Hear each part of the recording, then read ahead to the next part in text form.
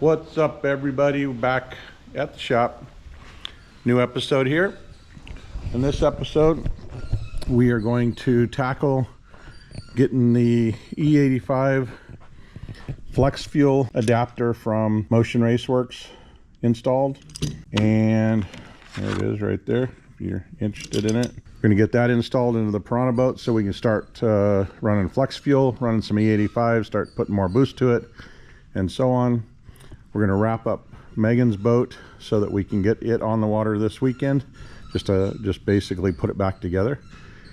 And we're going to have our featured boat for the month and not show a whole lot of the Piranha boat other than this install for the flex fuel sensor. So our featured boat of the month is a gentleman named Isaac. He just got his new boat, and we're going to meet with him, let him talk about his boat, explain the whole thing, show the whole thing, take it to the water, do some rips with him, and get his overall opinion on the boat, and if there's anything he would have done differently, and so on. So here we are. How's it going? Good, how are you? Got your red vines there, huh? Got some red vines. We're ready to go. Let's get to work. All right, I got the flex fuel sensor mounted into the frame right there. Right there. I'm gonna put the 90 on here, the return on there. So basically, we're just coming out of the regulator into the flex fuel sensor. It bypasses most of it, and a little bit of it passes through that GM flex fuel sensor, comes out, dumps into the tank back in here. And then Justin has got to do the wiring because I don't do that. Okay, I like my fender cover here.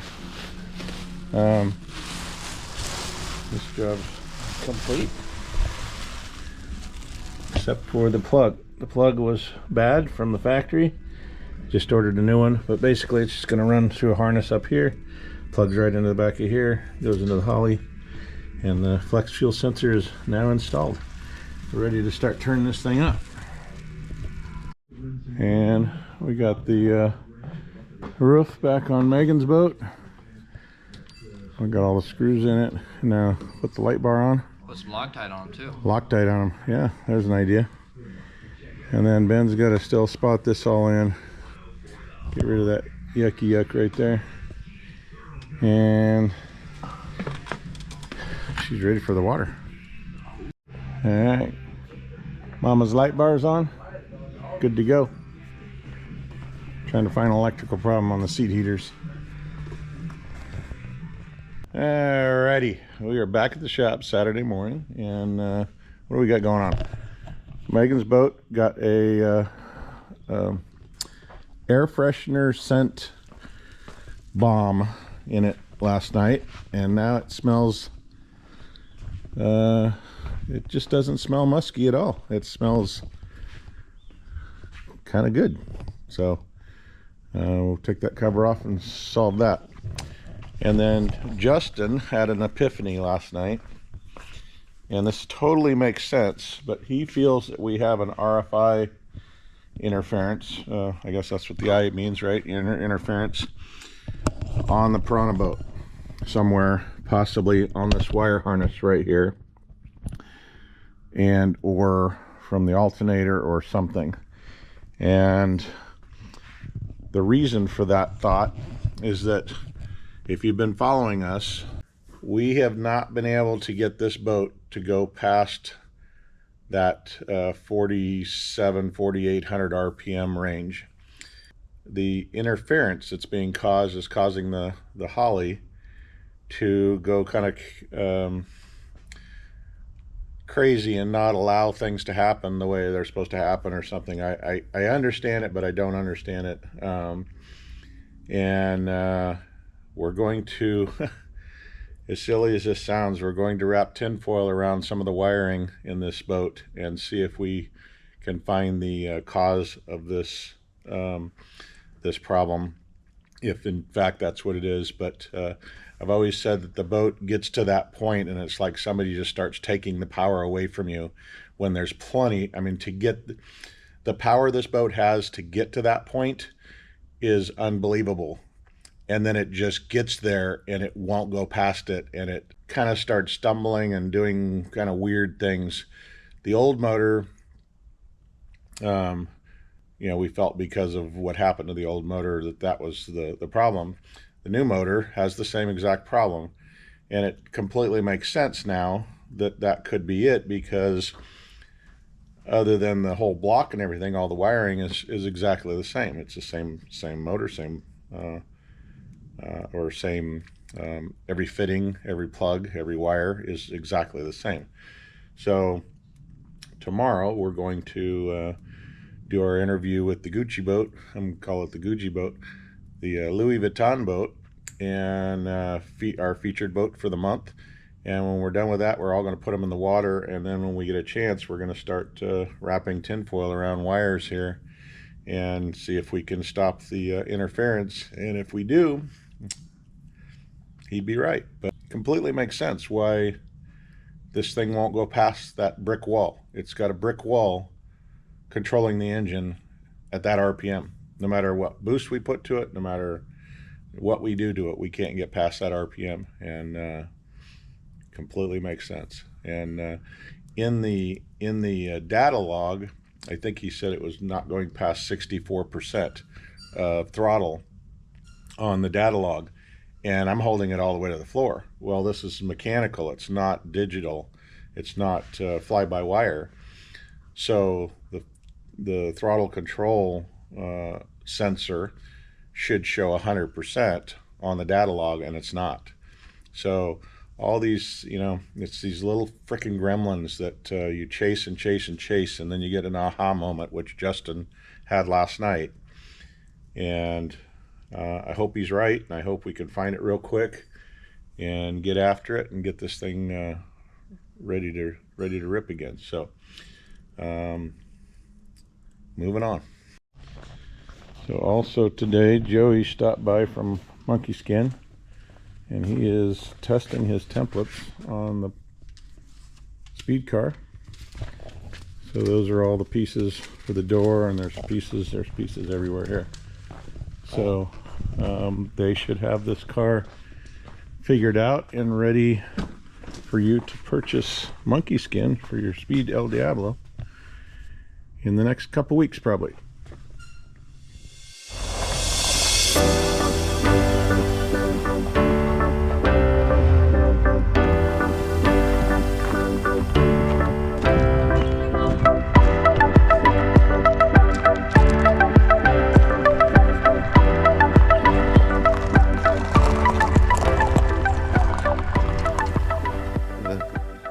Just act like that this isn't even here. Act like this is here. Yeah. Okay, Mr. Professional Hollywood. I did work with Tom Cruise. So I've been in a couple movies. Top Gun Maverick was the last one I was in. Oh yeah? Yeah. What'd you do? I was flew one of the jets I was one of the bad guys No. that Tom was chasing during practicing. That's sick. Yeah. So he chased me all over the place flew about 45 hours with him in another jet. And we would do aerobatic stuff, and then we would do dogfighting techniques, and then go back and debrief it and stuff. And then we had the Cinejet there, and I flew the second Cinejet from location to location, and that was the camera that was used for all the high-speed footage. So anything high-speed where the camera's moving with the action or going through the canyons and all that was all shot with the Cinejet That's cool. from the team that I'm on. So anyway. Right on. All right. Welcome to the Mojo H2O channel. Another episode here. Dan just showed up. We got Isaac from Technical Hauling, right? Tactical hauling. Tactical Hauling. Yes, I like that. You could tell his skills by when I asked him to back the boat in here. He didn't have to do it 5 times. So we got the boat here at the Mojo H2O shop where we built the Mojo H2O boat, the 33 boat, and the latest, which is the Piranha boat. We're starting this series with Isaac and his Jetstream Buccaneer, right? Yes, sir. And we're going to ask him some questions. So the idea behind this this series is, so if you're thinking about buying a boat and you know nothing about the mini jet boat industry or anything about mini jet boats, just something that you're thinking might be exciting and fun to get into. Then hopefully you'll be able to use this series to get educated on the different boats. There's so many different boats. Again, this is a Jetstream, and it was built in Florida, right? Florida. By who? Senflow Marine. Senflow Marine. And we'll put the link in the below if he was happy with it, of course. Yeah. You know, I've got an Adam. I've got 2 Jetstream Buccaneers. Everybody builds their boats differently, and I think we're going to hopefully in this series be able to determine the good and the bad about every boat. I think they're all built for specific uses. For instance, all the boats I've built are built for the Delta. They're not built for skinny water, and they're not built to go bashing them. I live on the water, so it's just convenient for me. And maybe someday we'll build a bashing boat so we can join these guys in some of the skinny water. But anyway, so you decided, why'd you decide to build a mini jet boat? It was all my big brother.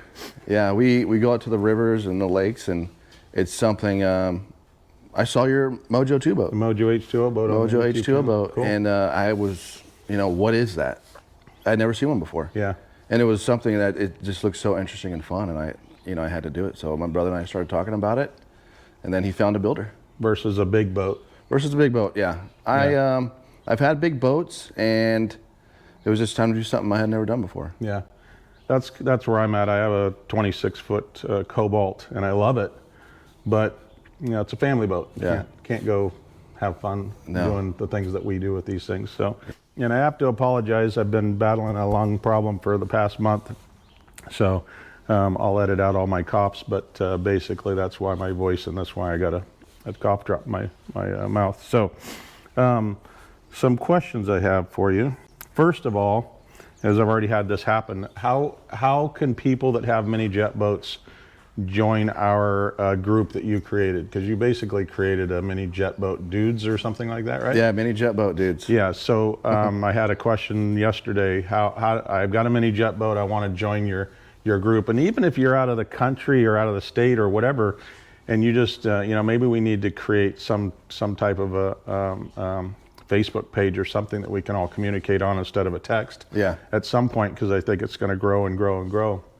But even if we can figure out a way to do that, and you're in Washington and you're just passing through California, you just want to come for a weekend and hang out with us, and we're doing something, then I think it'd be really cool for us to put something together.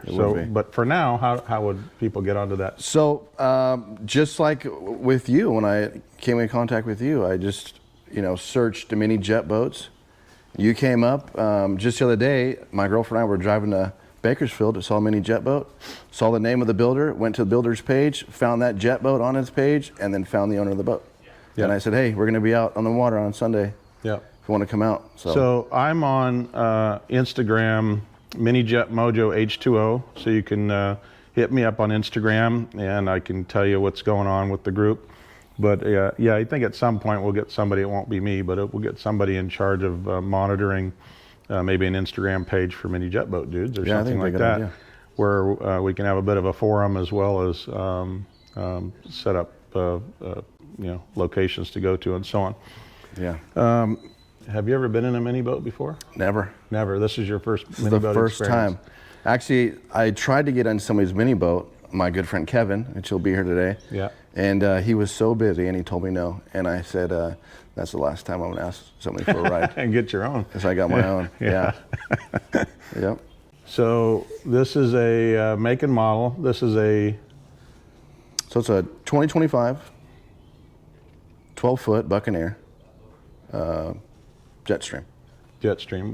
What motor and pump? It's the Rotex 325 out of a 2025 Sea-Doo. And did they sacrifice the whole Sea-Doo, or did they buy the motor package? They sacrificed the whole Sea-Doo. Yeah. So they take and I've done this twice. So yeah. Just for the viewers, basically, you buy a Sea-Doo, or you find a used Sea-Doo or whatever you need to do.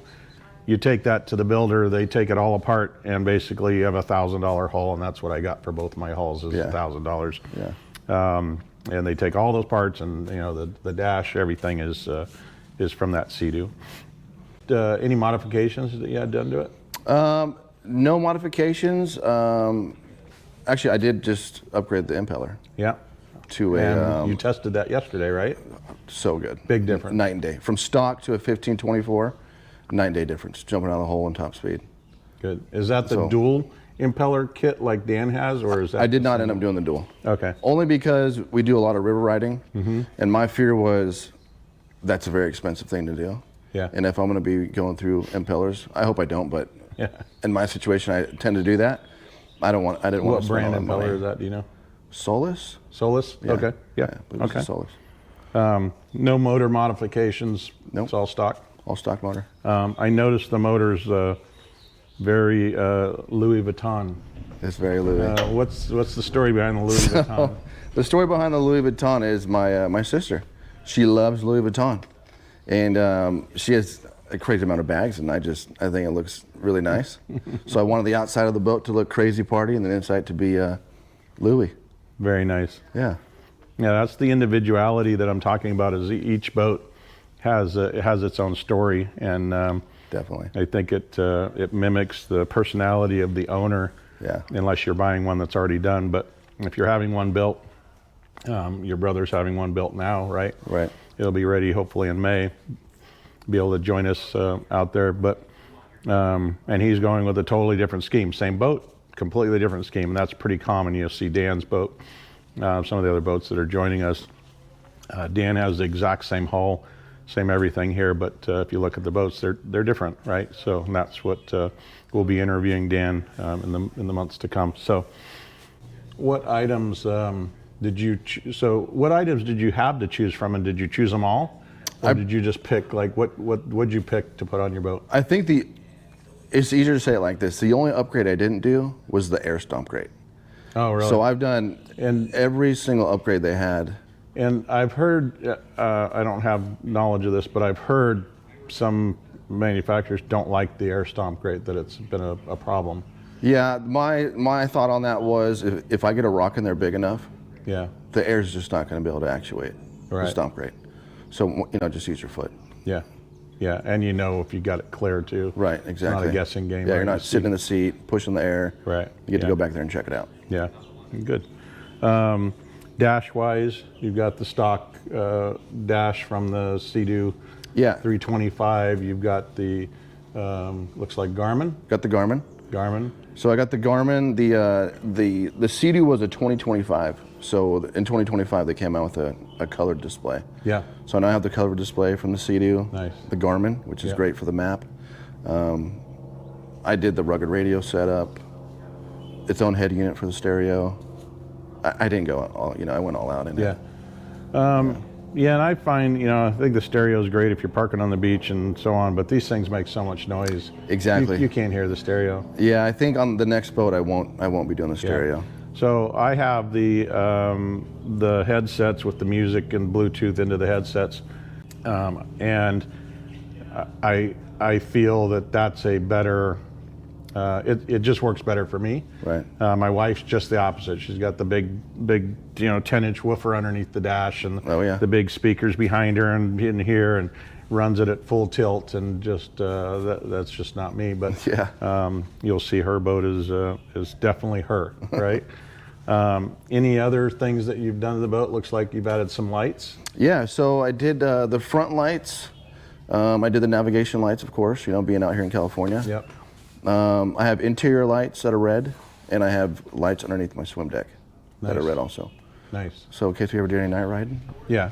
I think the lights are. I've obviously got huge lights on all the boats I've built, but Yeah. I think night riding is definitely.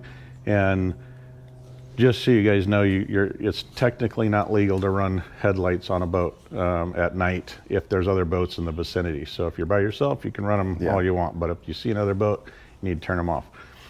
And you have anything else to add that I might have missed? No, if you guys are thinking about getting a boat, just do it. Just do it. Just do it. Oh, let's talk about cost a little bit. And you don't have to divulge what you paid for it, but I've seen pricing anywhere from $50,000 to $85,000 for a boat equipped like this. Yeah. Is that pretty safe to?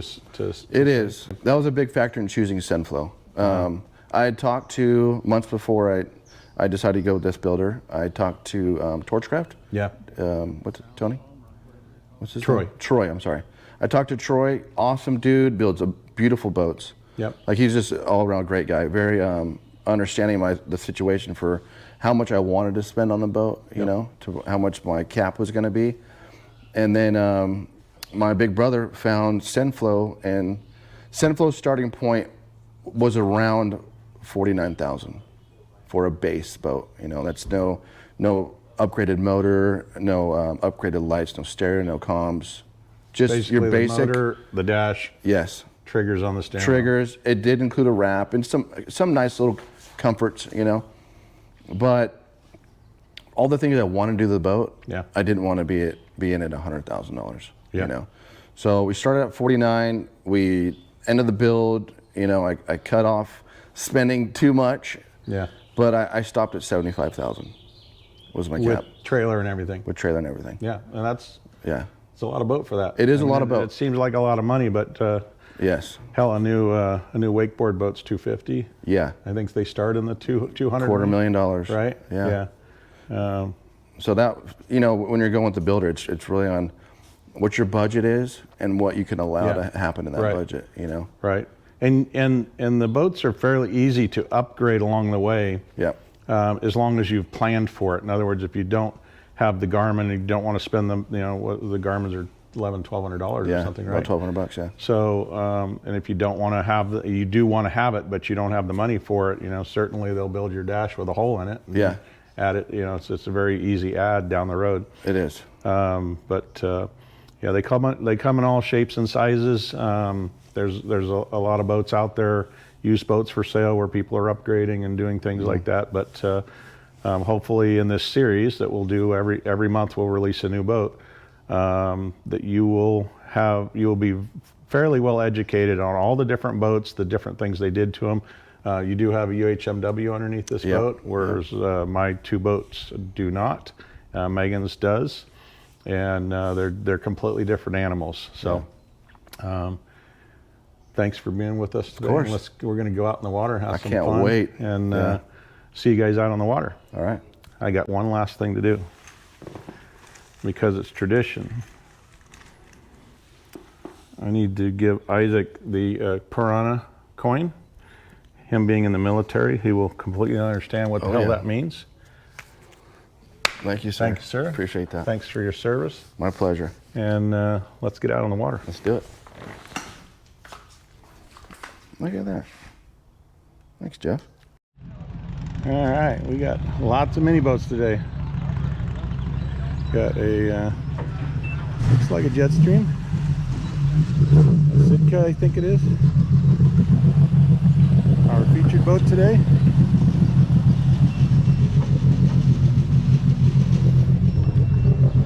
Dan's boat's over there.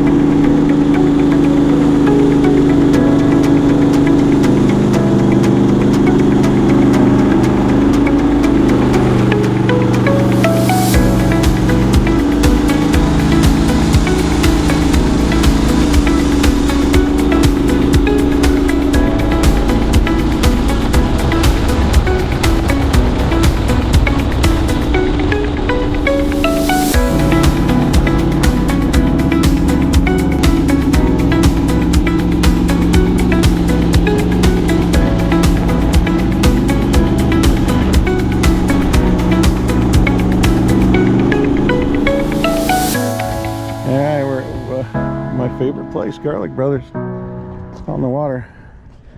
6 mini jets, made it here. No problem. All good, Dan? All good. All good. Missing Jen. I know. Missing She was Jen. there. I'm Justin. What's up, bro? 5, 6, 7. Hi, how you doing?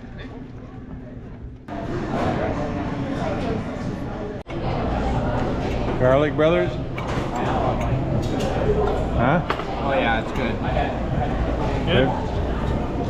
Here, Mama. Amazing. Look at those ribs. Yeah. Ooh, baby. Okay, so I talked about this a little bit in the beginning of this video, but Justin has some high-tech tinfoil. This is not just any tinfoil, it's high-tech tinfoil. And he's gonna We're gonna shield from conspiracies here. try to find a problem. I'm thinking that it could be this harness that's getting RFI, Yeah. or the coils down here. So I'm gonna block the coils downwards so that Yeah. it's not going up there. On both sides? Yeah. I think that's where we start. Yeah. I agree. All right, done with lunch at Garlic Brothers. Time to get this show on the road again. I'm gonna head out to Tiki Lagoon and meet up with somebody there, and then head to Ski Beach.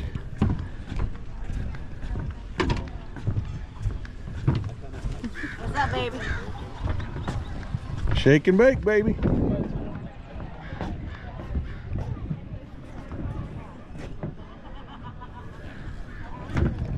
This is a very cool boat. It's just different. I like different.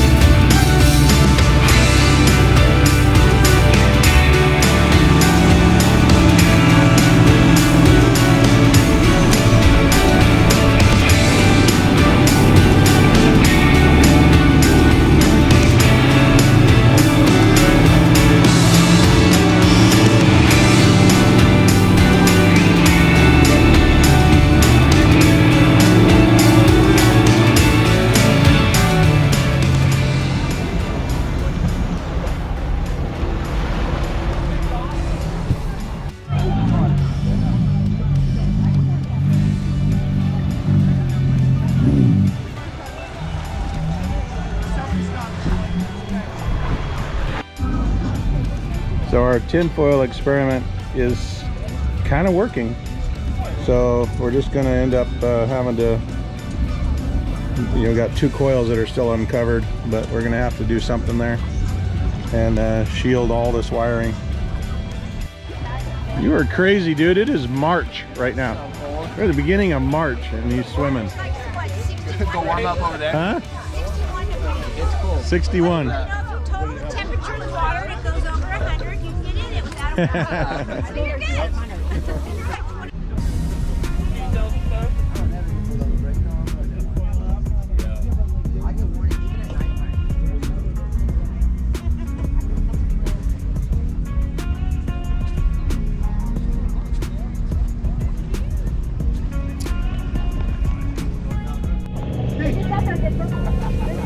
You're like boats in the garage. The best was when we went to the fairgrounds and we put the laptop up on there with the video playing. The red dot wheelchair. Of the actual toy drive for Christmas. And we're right here. So great day on the water with everybody. 6 boats total, and all unique in their own special way. And it was really cool to see the different features and so on. So look forward to the next boat we're going to feature. Thanks to Isaac for allowing us to feature his boat today. Now we're back at the dock, but there was a fishing tournament that obviously just got over, and there's frickin' boats everywhere. So we're in the hurry up and wait mode right now, waiting for our trailer to show up.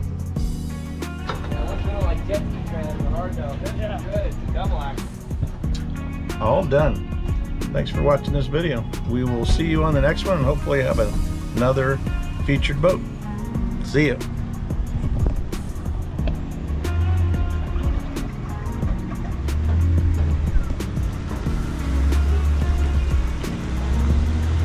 You guys racing?